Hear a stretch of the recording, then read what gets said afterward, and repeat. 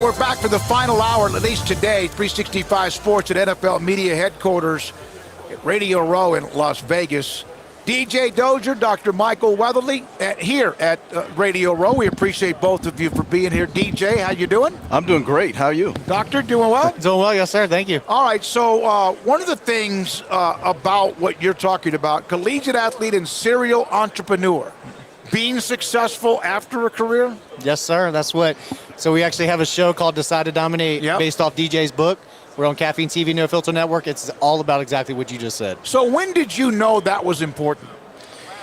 Well, what's interesting is my family has that entrepreneurial spirit.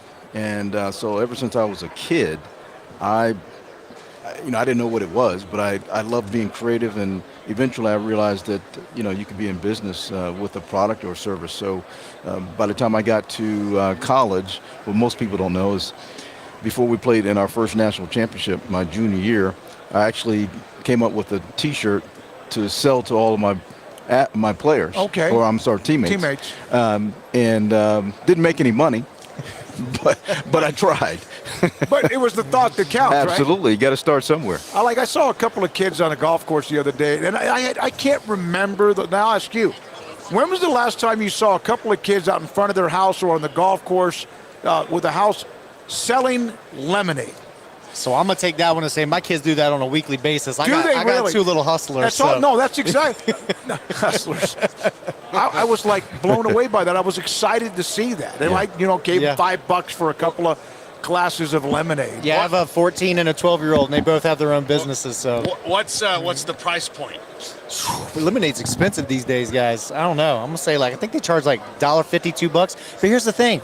Nowadays, it's a different world. Cars show up, they're like, I don't have cash. They're like, that's okay, we take Cash App, Zelle, Venmo, here, just scan this, And then they're like, oh, you're cute, here's $20. I'm like, they'll come out like $100 sometimes. PayPal. Oh, wow. Yeah, PayPal, whatever. Well, I'm not trying to give Chick-fil-A a spot, but my kids not actually said, look, Chick-fil-A at all. Dad, we want to do a stand, but we want to work through Chick-fil-A. I said, well, I don't know if you can do that. So I made a phone call. They said, yeah, we'll sell it to them. Really? Yeah. So, double that price, and then that's why it's so expensive. My good. You were a part of a national championship, Heisman Trophy candidate, and obviously had a tremendous career at Penn State and your time in the NFL with Minnesota and Detroit. What was that like back then at Penn State? It changed. College football's changed so dramatically. Yeah, no, big change, but old school. I watched Joe Paterno throw a senior captain of our football team off the plane because he was late. And I don't know if that would happen today, but it certainly happened in that moment. And because the players now have so much more power. A lot of leverage. Not that you can't still do that. Yeah, that dude be in the transfer portal like a week later, probably. Oh, my God. By the time he hit the tarmac, yeah. Wow. And Penn State has won an X amount of national titles, and yet probably had like 3 or 4 or 5 others they should have won based on the polls and stuff like that over the years. And he's a Florida State fan, mad about this past year, but Penn State had undefeated teams that didn't win the national title. Was it because of your independent status at the time that they kind of looked you over? Well, I think maybe it was the black shoes. I don't know. There's no doubt that back then that Penn State was an underdog, even when they were undefeated. Right. And that's, it wasn't because Paterno, as we used to call it, won ugly, right? It was all defense. The offense sputtered, or he would put all the most athletic athletes on the defense to make sure that his team could keep the other team from scoring, or at least scoring high. It was the black shoes too, right? It was. I think it was the black shoes. They thought I was slow coming out. I don't think they thought that. Well, no. What is your background in being an entrepreneur? So I got a crazy background. I was started as a second, third grade teacher. I mean, I played baseball in high school and football, and then I played baseball in college. But I was an entrepreneur from the second I got out of college. I had a bar and restaurant. I was in healthcare. I was a teacher, and then we started this company that was an integrator between the Defense Department, the government, and companies that have innovative technologies and product services. I always say, the reason that business grew is because we donate, we tithe, so we give 10% of our revenue back to the community. And then during COVID, my wife and I packed up the kids, moved to the mountains, and then just started all these businesses. We got into the wine business. We started the sports business. We've got a nonprofit that works with veterans to grow food organically, give back to those in need. And I don't know, like I said, there's a lot of hustle and hard work at the end of the day, but got a crazy background. So when it comes to athletes, college athletes especially, knowing what the next thing is, because they can't all be like DJ and go to the NFL. Yep. And even the NFL needs to know this too, but you need to know it really before you go.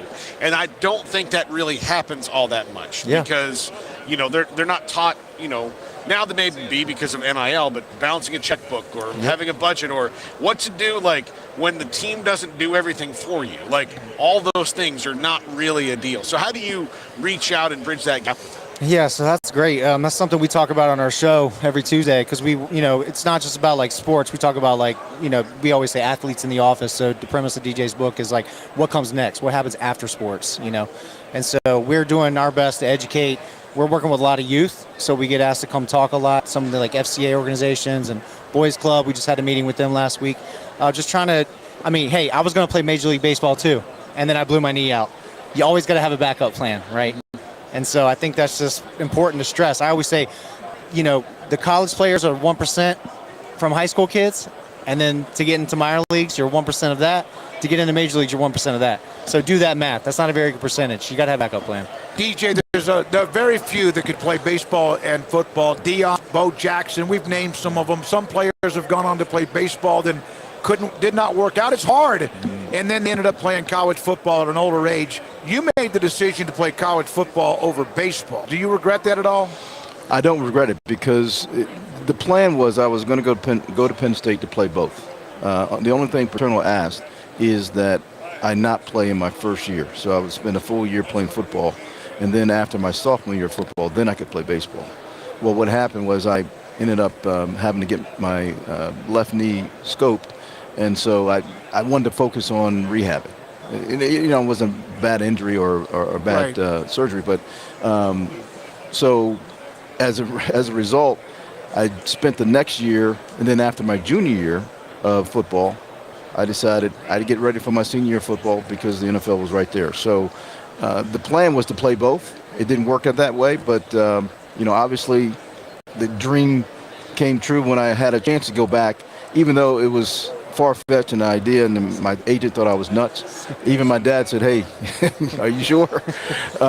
Because at that point it had been 6 years since I had swung and hit a baseball.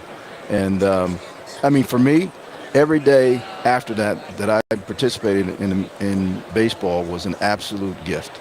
And that's the way I look at it. I think you even enjoyed it even more because... without a doubt. It was... I remember before the first game, I walked onto the field before anyone else was there, and I couldn't believe it. And so from that day until my last, really, I enjoyed every minute of it. That was with the Mets, right? That was with the Mets. And then ended up with the Mets that you're there a little bit. You weren't there, but you got a chance to taste it. Yes, I did. And what's interesting is one of our hitting instructors with the Mets, he would teach us and tell us, look, in the big leagues, you can't hit a curveball. Now, most of us that grew up, we hit everything. Right. Hit a curveball, slider, may not a changeup, but so I didn't understand what he meant until my first at bat against Cincinnati. I get in the box, second pitch. Curve. Yeah, it dropped out of the sky, and the umpire said strike. That was what was shocking. I said, wait a second. How can that be a strike? Didn't it come from up there? Yep. But, I experienced it. It was a great experience. Wouldn't change a thing other than playing a little longer.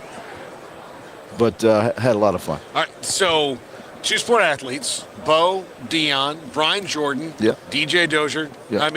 It's pretty awesome thing. One of only 27 ever to play both professionally. Yeah. That's, again, 1% of the 1%. Yeah, absolutely. I've played against or met each one of those guys. Yeah. And had some great conversations, and to be in that group is it's bragging rights to a certain degree. Oh, for sure. We've had guests on, including Nate Boyer, who's a Green Beret, and one of Jake Glazer, and my last question is trying to transition athletes from what they did as a career MVP. into what is real life for the next several years. Yeah, MVP. We know those guys. They're awesome. I saw what you have with Vet First. Yep. And how important is that? Because that is I don't care who you are, it's a tough transition to go from protocol, regimen as an athlete or military into real life. Without a doubt. So for me, everyone's going to have a different experience. But for me, it was learned because I'm highly competitive. So I learned how I could get better grades. And as soon as I saw it as a competitive atmosphere, everything changed for me. Wow. And I think it's the same in business.